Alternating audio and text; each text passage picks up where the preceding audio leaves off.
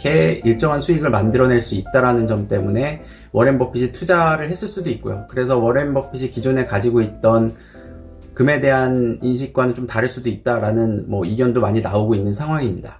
자, 그럼 다시 본론으로 들어가 볼까요? 그럼 한국은 어떤가요? 희한하게 8.15 집회에 맞춰서 코로나가 좀 재확산이 되고 있죠. 휴가 시즌이긴 점도 좀 있긴 한데 교회를 중심으로 좀 확산이 다시 되고 있는 상황입니다. 이거는 제가 보기엔 좀 정치적으로 참 신의 한 수라고 여겨지는 대목이라고 저 혼자 개인적으로는 생각을 하는데 여기에 대해서는 노코멘트 하도록 하겠습니다. 단지 이제 하루에 50명도 안 되던 확진자가 최근에는 이제 하루에 한 300명까지도 늘어나서 지금 나오고 있는 상황이죠. 그래서 다시 코로나 거리두기 3단계를 고려를 해야 한다는 얘기도 나오고 있고 2차 재난지원금을 줘야 되는 거 아니냐라는 이야기도 지금 나오고 있죠. 돈이 계속 풀릴 분위기인 거죠. 3기 신도시다 뭐다 해서 지금 수십조에 달하는 토지 보상금이 풀릴 예정인데 돈을 계속 풀겠다라는 거죠. 최근에는 정부가 이제 여러 가지 프로젝트들을 통해서 일자리를 만들어내고 이런 것도 지금 진행을 하고 있는 상황인 거고요. 주식은 상승 추세이기는 한데 글로벌 위험 회피 성향이 나타나면서 약간 주춤거리는 듯 싶은 상황입니다. 2분기 실적이 그렇게 좋지 않았다라는 점도 좀 조정을 받는 데 일조를 한 것 같고요. 부동산은 정부가 이제 공급이 중요하다라는 인식을 좀 한 건지 얼마 전에 대규모 공급 정책을 내놨었죠. 몇 년 후부터 공급될 물량이라는 점, 그리고 임대를 섞어서 용적률을 높여주는 등 좀 높이 지어주겠다는 거죠. 이런 안을 제안을 했는데 이런 식으로 제안한 게 과연 민간 재건축에 통할 것인가 라는 의문이 좀 있으면서 사실상 그만큼 공급이 힘들 거라는 얘기가 많이 나오고 있죠. 결국은 이제 서울 일부 공터에 가까운 곳들에 공급되는 물량들, 그리고 서울 외곽에 엄청나게 지어질 물량들이 생길 거라는 거를 알 수 있을 것 같습니다. 3기 신도시를 포함해서 말이죠. 전세가는 연일 상승 중에 있고, 이것도 지금 잡겠다고 해서 여러 가지 정책들이 나오고 있죠. 전월세, 전환율 같은 것도 지금 조정을 하려고 하고 있고, 전세를 못 올리게 하겠다라는 식의 여러 가지 정책을 내놓고 있는데, 그러면서 전세가는 연일 계속 상승을 하고 있는 중이고, 오히려 이제 월세가 또 더 많아지고 증가할 거다라는 얘기도 많이 나오고 있죠. 어디서 들어본 말 아닌가요? 제가 그동안 쭉 말씀드렸던 내용입니다. 2010년쯤의 현상과 굉장히 데자뷰가 많이 일어난다. 그리고 소득 양극화, 자산 양극화가 일어날 거다라고 말씀드리면서 말이죠. 위에서 말씀드린 공급 정책도 찬찬히 보면 결국 도심 지역에서 멀리 벗어날수록 공급이 더욱더 많아지는 괴현상이 지금 나타날 거고, 그럼 결국 서울 외곽은 슬럼화의 길로 접어들 수밖에 없을 겁니다.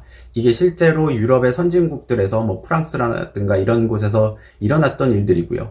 정부가 이야기한 공급이 본격적으로 들어서는 수년 안에 이렇게 될 거라고 저는 보고 있습니다. 그래서 더 안쪽으로 붙으라고 계속 말씀을 드리는 거고요.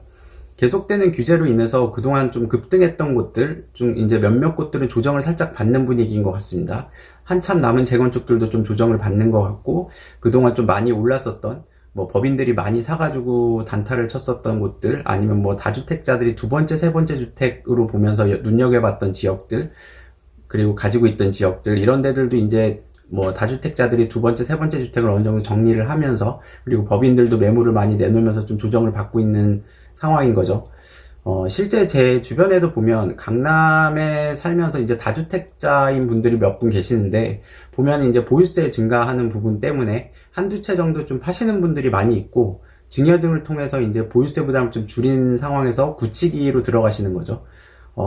버티겠다라는 식으로 가시는 한 40대에서 60대 분들이 굉장히 많이 있습니다. 기존에는 이제 양도소득세를 건드리다 보니까 보유세만 낮으면은 정권이 바뀔 때까지 기다리겠다라는 성향이 좀 있었는데, 이번에는 이제 보유세를 좀 심하게 건드리다 보니까 어느 정도는 정리를 하면서 버티기 작전으로 가시는 분들이 좀 있는 것 같고요.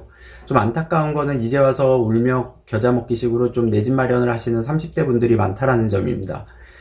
지금 내 집 마련을 한다는 게 나쁜 선택은 아닌 건 맞는데, 제가 계속 내 집이 없으신 분들은 마련을 빨리 하셔야 된다라고 말씀을 드렸죠.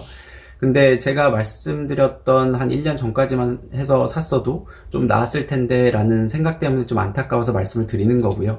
분양시장은 요즘 굉장히 핫한 것 같습니다. 제가 분양시장도 양극화가 곧 일어나서 미분양 지역이 굉장히 많아질 거다라고 말씀을 드렸는데, 미분양도 많아지고, 민간 분양가 상한제, 분상제가 제대로 적용이 되는 게, 그리고 전매 제한이 제대로 걸리는 게, 그리고 5년 등의 거주 조건이 제대로 걸리는 게 한 9월 정도부터일 거라서 실제적으로 이제 9월 이후부터 분양시장은 좀 양극화가 일어나면서 미분양 지역이 증가하지 않을까라고 생각을 하고 있고요. 그래서 한 4분기 정도 일어날 거라고 생각이 되고 있습니다. 이 정도면 돈은 계속 풀리면서 자산시장이 계속 끌어올려지고 있지만 자산시장 양극화가 일어나는 게 눈에 조금씩은 보이실 겁니다. 제가 이전 영상에서 좀 더 상세하게 다루어 드렸으니까 뭐 이유 등이나 아니면 현상에 대해서 더 궁금하신 분들은 앞에 영상들을 하나씩 보시면 좋을 것 같고요. 제가 말씀드린 게 다 맞는 건 아니지만 그동안 쭉 말씀드렸던 내용을 바탕으로 뭐 아마존과 같은 우량주를 적립식으로 넣으신 분들이나 아니면 부동산은 핵심 지역에 좀 관처가 이미 난 재건축이나 신축에 투자하셨던 분들은 지금쯤이면 좀 흡족하게 미소를 지으면서 시장을 바라보고 계실 것 같고요. 물론 좀 뭐 세금이나 이런 정부의 정책 자체가 세금을 좀 걷어들이겠다라는 포지션이기 때문에 세금은 어느 정도 내시겠지만 오른 거에 대비해서 생각을 해보면 그래도 괜찮으실 거라고 보고 있고요. 오늘은 최근 시장에 대해서 좀 업데이트 해드리는 영상이 된 것 같습니다. 틈틈이 이런 영상도 좀 올려드릴 테니까 투자에 참고해 주시면 될 것 같고요. 뭐 중간중간에 투자하실 때 좀 전체적으로 공부하면서 좀 할 수 있는 내용들에 대해서 좀 계속 말씀드릴 수 있도록 하겠습니다.